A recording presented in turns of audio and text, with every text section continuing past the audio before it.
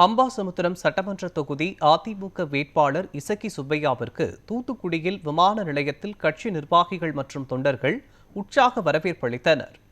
அம்பாசமுத்திரம் சட்டமன்ற தொகுதி அதிமுக வேட்பாளராக நெல்லை புறநகர் மாவட்ட கழக செயலாளரும் அதிமுக அமைப்பு செயலாளரும் முன்னாள் அமைச்சருமான இசக்கி சுப்பையா எம்எல்ஏ அறிவிக்கப்பட்டார்.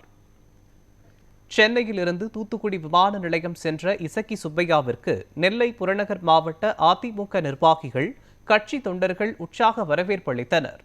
தொடர்ந்து செய்தியாளர்களை சந்தித்த இசக்கி சுப்பையா எம்எல்ஏ, அதிமுக ஆட்சியில் சட்டம் ஒழுங்கு சரியாக இருக்கும் என்றும், கொலை கொள்ளை, கனிமவள கொள்ளை இருக்காது என்றும் தெரிவித்தார்.